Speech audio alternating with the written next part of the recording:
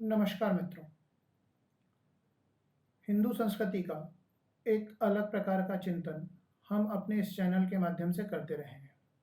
भगवान श्री राम के कुछ गुणों पर हम लोग पहले चर्चा कर चुके हैं।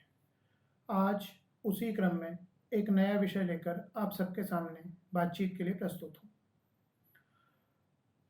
अभी सावन का महीना चल रहा है, इसे श्रावण मास भी कहा जाता है। इस श्रावण मास में शिव पूजन का विधान है, लेकिन हम केवल शिवलिंग पर दूध चढ़ाना या पानी चढ़ाना इसे ही शिव पूजन मानते हैं क्या? शिव तत्व क्या है, कभी इस पर चिंतन करना हम लोगों ने जरूरी नहीं समझा। तो यह शिव तत्व क्या है, इसे लेकर आज बातचीत करने वाले हैं। बातचीत की शुरुआत में केवल मुझे एक श्लोक ध्यान आता है, उससे ही बात शुरू करता हूँ। वह श्लोक है तन्मे मनः शिव संकल्पमस्तु, यानी मेरा मन शिव संकल्प को लेने वाला बने, मेरे मन में जो भी संकल्प हो वह शिव स्वरूप हो। तो इसका क्या अर्थ है? अब यहाँ पर अगर इस बातचीत को समझना है, इस दृष्टिकोण को समझना है, तो हमें बात करनी पड़ेगी शिव तत्व का अर्थ क्या है, शिव शब्द का अर्थ क्या है। शिव यानी कल्याण करने वाला, और मेरा यह जो मन है यह हर प्रकार से मुझे कल्याणकारी बनाए, मुझे कल्याण देने वाला हो, मेरा कल्याण करने वाला हो। कल्याण यानी जहाँ पर दुख का अभाव हो।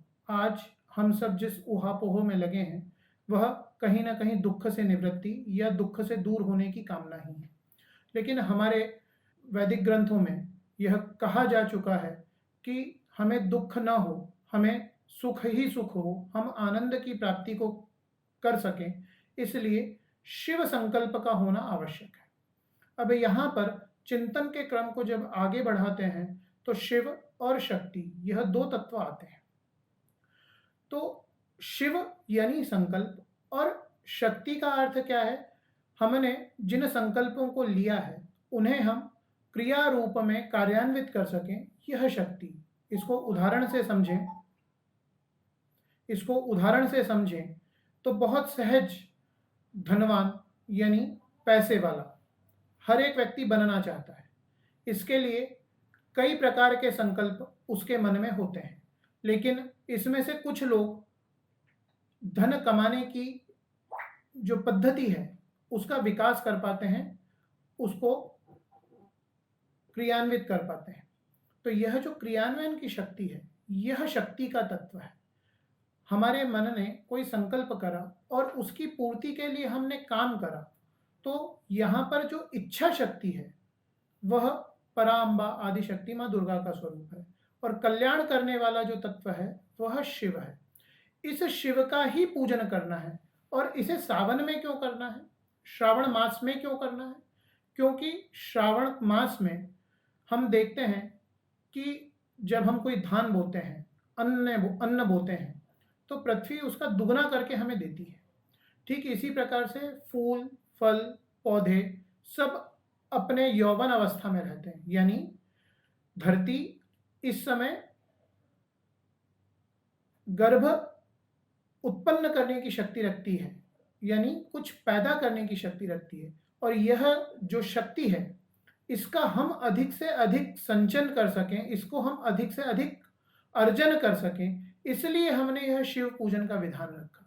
और ठीक इसी प्रकार से जब कावड़ लेकर निकलते हैं तो अधिक से अधिक प्रकृति के संपर्क में रहना यह इस कावड़ यात्रा का मूल कारण है। जब हम इस प्रकृति के अधिक से अधिक संपर्क में रहेंगे तो उसकी जो ऊर्जा शक्ति है, उसकी जो जीवनदायिनी शक्ति है, वह हमें अधिक मात्रा में प्राप्त होने वाली है।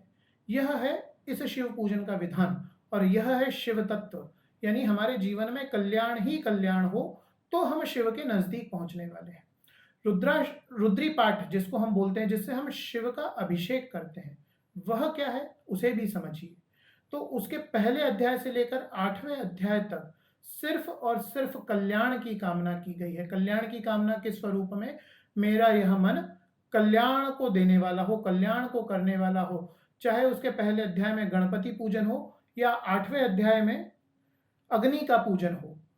बीच के सारे अध्यायों में रुद्र की जो कल्पना की गई है, इंद्र की जो कल्पना की गई है, वरुण की जो कल्पना की गई है, विष्णु की जो कल्पना की गई है, वह सब कहीं न कहीं कल्याण को देने वाले हैं, कल्याण करने वाले हैं। जिस रुद्र की हम कल्पना कर रहे हैं, जिस रुद्र की बात कर रहे हैं, रुद्री में जिस रुद्र का स्तवन किया गया है, पूजन किया गया है, वह क्या है? वह रुद्र धन धान्य को देने वाला है, वह समृद्धि को देने वाला है, वह वृद्धि को देने वाला है और कई प्रकार के नामों से उसका अर्चन किया गया है। यह सारे जो नाम हैं, यह सिर्फ और सिर्फ हमारा भला कैसे हो, मानव समाज का भला कैसे हो, इस चिंतन के साथ दिए गए हैं।